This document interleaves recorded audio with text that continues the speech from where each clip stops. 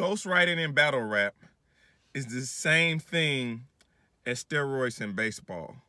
Let's talk about it. What's going on, everybody? This is Temperature Check. I am your host as always, man. Mr. Check the Temperature. How y'all doing? Before we get started with today's content, I must do what I always do anytime you see me on your screen, and that's thank you guys for the likes, comments, shares, most importantly, those subscriptions. So whether you be a day one fan, somebody who just started rocking with the channel today, man, I greatly appreciate it. And if you're loving what I got going on my YouTube, man, you want to see more of me, easy money, man. You follow me, I follow you right back. So check me out on Twitter, Mr. Temp Check. Hit me up on Instagram, Mr. Check the Temperature. But let's get right off into it, man. So you would think, iBattle has a 2-day event coming up. URL has the Ultimate Madness 3 coming up this weekend. You would think battle rap, actually battling, would be the thing that we need to talk about right now. Nope. It is ghostwriting. QP has went on a tell-all campaign. He is just laying out all the skeletons in battle rap's closet, as allegedly he has ghostwritten for multiple women.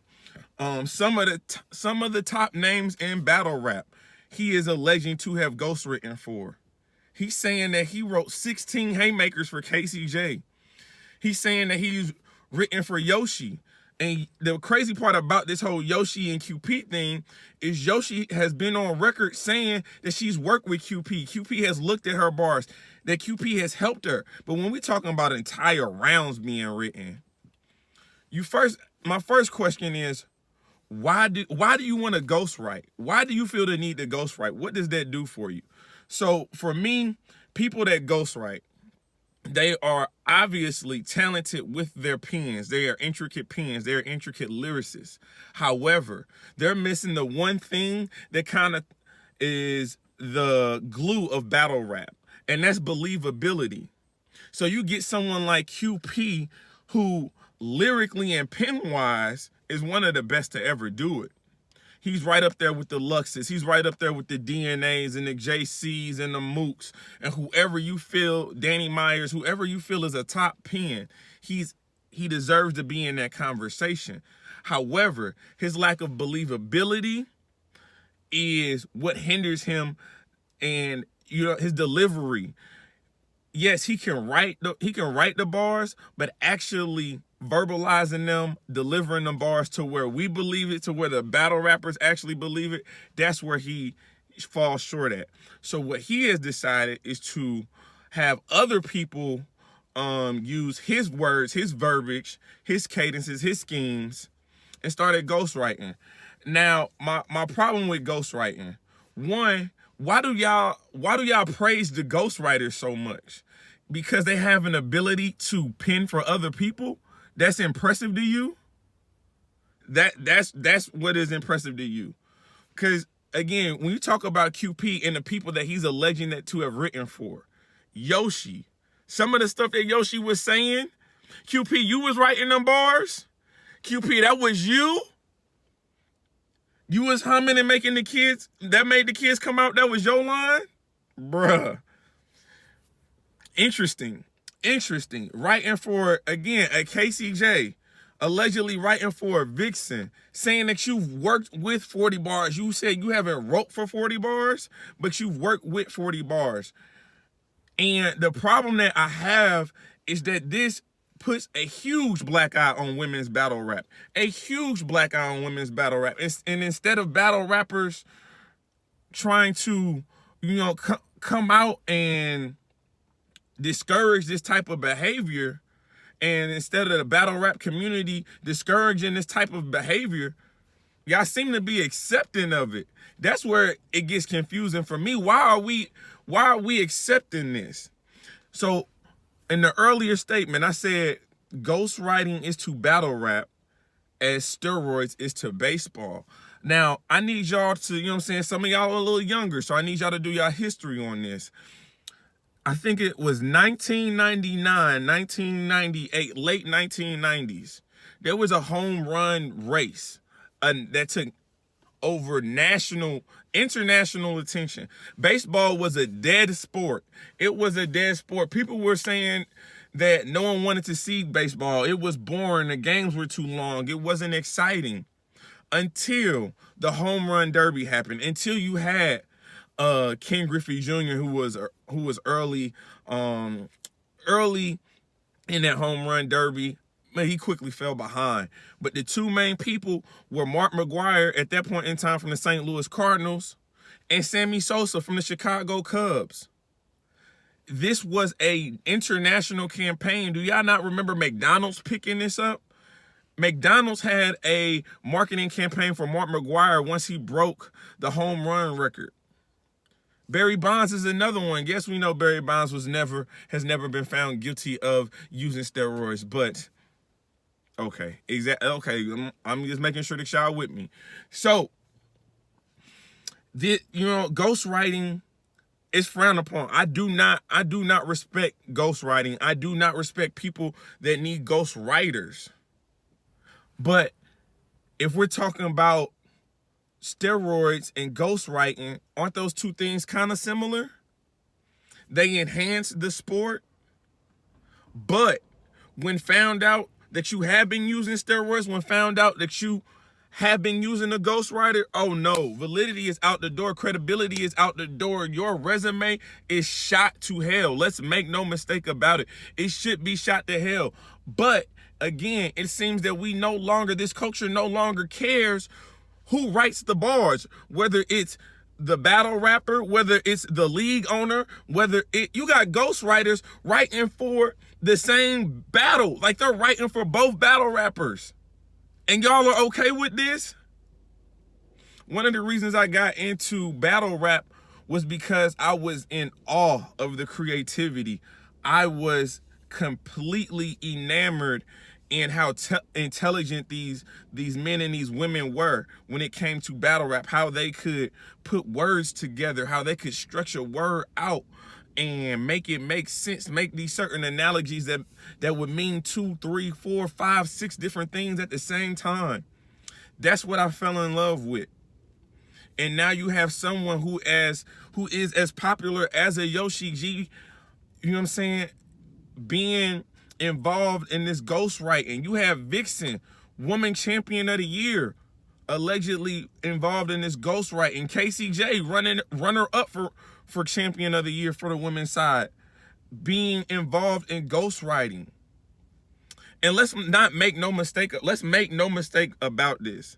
This is not just tied to women. I know a lot of you guys are trying to really pin this on the women and say, oh, this is what's wrong with women battle rap. Do you think for 1 second that these men don't have ghostwriters? Because here's the thing. So we know why someone would be a ghostwriter. There's money involved, obviously.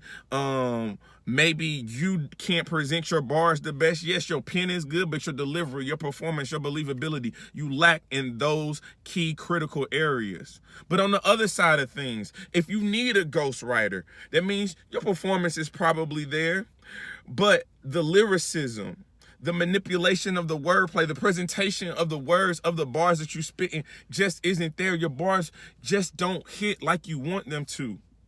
So you get a ghostwriter. But the problem with the ghostwriters are their egos is too damn big. How you gonna be a ghostwriter but then come out and tell everybody who you ghostwriting for? That doesn't make sense. That makes no sense. You want to be a ghostwriter, which means a ghost is someone that does not appear. You are in the back, you're in the room, but no one knows. But before a battle or after a battle, you want to come out and say, "Oh, that's my bar. I gave him that. Oh, I gave her that." That's why ghostwriting makes no sense, because battle rap is too ego driven. Everybody wants a piece of the pie. Everybody wants a piece of the fame. You know what I'm saying? You can't get that if you ghostwriting. Why you think Chilla Jones came out and said what he said? He didn't wrote bars for people. And I know, shout out to my man Battle Rap Corner. He was like, he's okay with it. He was like, the battle rap community was accepting of Chilla Jones when he had the ghostwriting bar.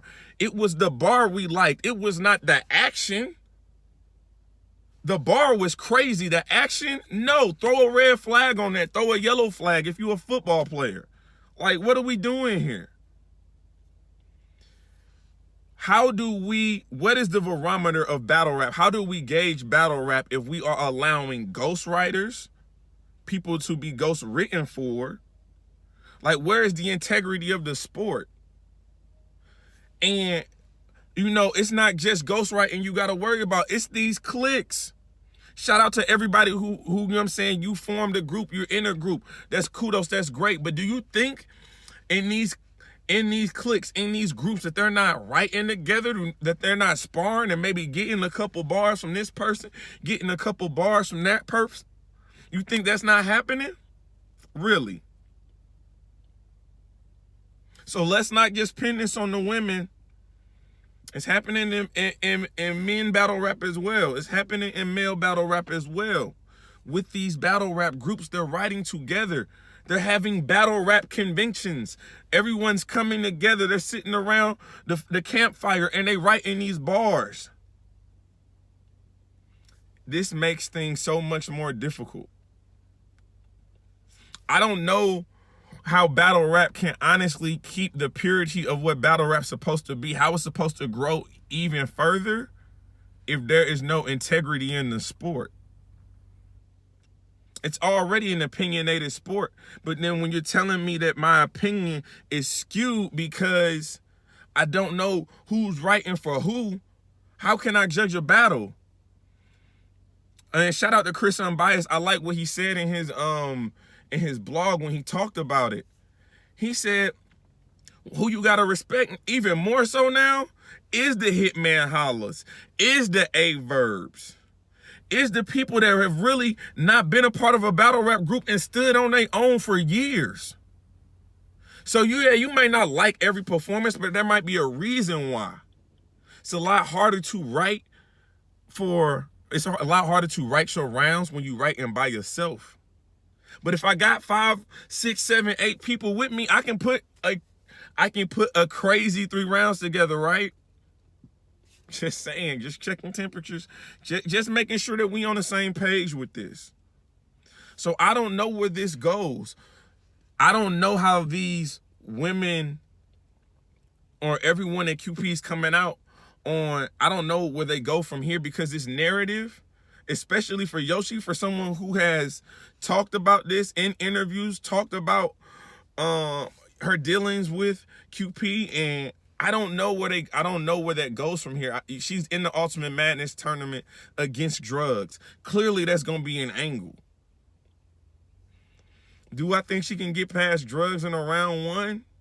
Yeah, but now because all of this is coming out, you question everything. You question everything. You question every home run hit by Mark McGwire and Sammy Sosa.